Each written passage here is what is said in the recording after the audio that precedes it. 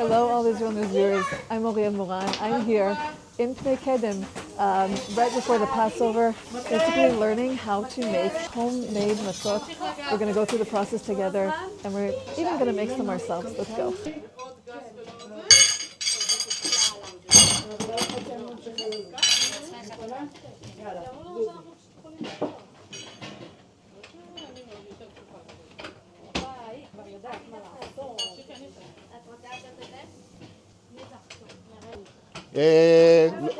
קחי לעצמך עוד קילו. כן, כן, כן, כן. תסביר לי את העניין של ה-18 דקות. שבו חכמים והגיעו למסקנה שקמח שפוגש במים לוקח לו 18 דקות להתחיל להחמיץ. מה שנקרא, אנחנו יכולים לטפוח. אז אנחנו לא נותנים לעסק לעבוד את ה-18 דקות, ולא, קמח יחמיץ, וזה כבר עשו בפסח.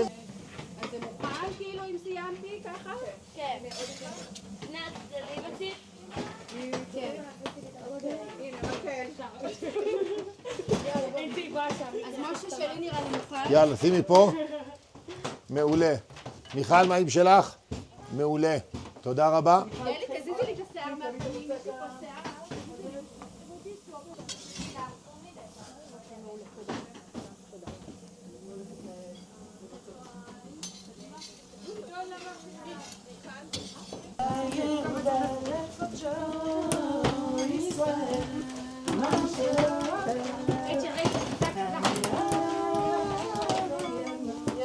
You can see it's really nice dough, and we're going to get straight into it. Wow, it's not as easy as they make it look. Okay. I've got my shape. It's not perfect, but it's something. Then I'm gonna make it in, create the holes, right?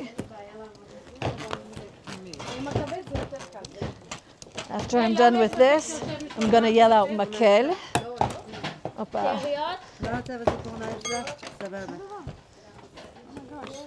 Okay, so you do this on both sides.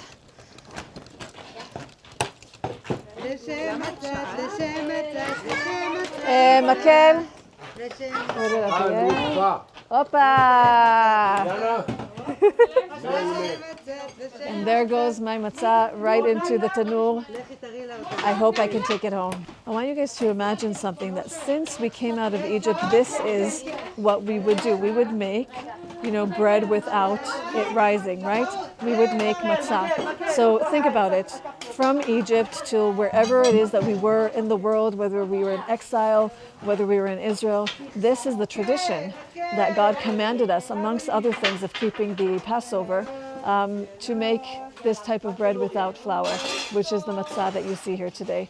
Another thing that happens during Passover is, because we're commanded to take all of our chametz, all of the leaven out of our house, is that you actually clean the whole house of leaven. People will go so far as to get a sort of rabbi, a type of person that decides that their kitchen is actually kosher. So they'll clean the whole kitchen, and then the person that's qualified for it will come and pour hot water, put tin foil over the counters to make sure that nothing else is touching it. Sometimes even actually religious people, they will sell their leaven instead of getting rid of it, because that costs money. They'll sell it to a goy, to a Gentile. That Gentile will keep it, and then after the Chag, after the holiday is over, they will basically buy it back from them. What they'll also do in different places is that they'll do bi'ur chametz. What does it mean, bi'ur chametz? They'll take this really, really big, metal bin, and everyone basically can take all of their leaven, their bread, their pasta, whatever it is, and throw it into the fire, because you're commanded to get rid of all of the leaven, right? So you'll see that on the streets, in different corners, stuff like that. They'll kosherize their pots and pans, so they'll take their pots and pans, they'll remove all of the handles and all the things, and they'll submerge it in boiling water, and then their pots and pans are kosher for Passover. בעצם אני והמשפחה של אשתי החלטנו שאנחנו רוצים באמת את החוויה הזאת. עד אז ידענו רק מצות שיצאו מהמפעל, המצות הקשות, ובשביל הגענו למסקנה שזה בעצם, זה לא המצות האמיתיות. והחלטנו בעצם, על מנת להרגיש הרבה יותר טוב את החג, ללכת לעשות את זה בידיים שלנו. זה סמל החירות, זה סמל החופש שלנו. אחד החגים לגמרי, אהובים עליי, לא סתם זה נקרא חג האמונה. מה אתה מאחל לעם ישראל בחג החירות הזה? חירות אמיתית. חירות מכל דבר שכובל אותנו, שהבחירות שלנו יהיה באמת בחירות הכי חופשיות שבעולם, אוקיי? שזה באמת בחירה חופשית, שום דבר לא יכבול אותי. לא העבודה ולא, סליחה שאני אומר את זה, הטלפון ולא הכסף ולא שום דבר, שהבחירות יהיה באמת מה נכון לנו, מה נכון לעם. אם יש איזה דבר שאני באמת מאחל לו, זה אחדות בעם. We've been making matzot, the bread of our ancestors, the bread of traveling, the bread that symbolizes getting into freedom, being slaves and going to freedom. And basically, the whole calendar of the Jewish life is in memory of the fact that we were once slaves, and we remember that, and we went out to freedom. So why is it important? Because you're literally telling me through the generations, why is it important to give this to your daughters and your daughters to their daughters and sons? Why is that important? Because we were all there. We were all there together. Yeah, we all had to go through the slavery and had to get out of slavery. And before getting to freedom, we had to go through a period of being in the desert. V'yigadeta libimcha is bringing it on, giving it on, and this is how we connect through our lives, through history, and into the future.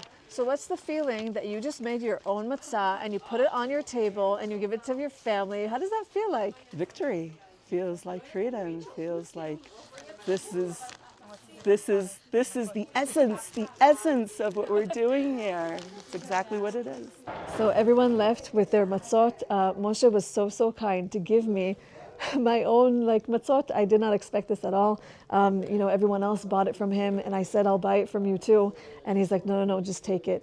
And I feel so privileged. But just to leave you guys with a little bit of what the Passover actually is. Chag or Moed is like a feast or a holiday, and Chirut is freedom. So we call the Passover also a time of freedom. And the reason that we get rid of all of the leaven is because it's almost like a comparison or a synonym to sin. So we get rid of all of the leaven in our house and also in our heart. So it's a time also of we, as believers, we think about the forgiveness of sin. And it's so important to think about the purity of our heart, the purity of our mind, the purity of our house, and how God set us free from slavery. You can also think about slavery of sin, to freedom. And that's what this holiday is about. Of course, there's more meanings to it beyond what we can see just in Exodus. So from all of us here at All Israel News, we wish you guys a very happy Passover. Hit the notification bell, hit subscribe, and we will see you guys in the next one.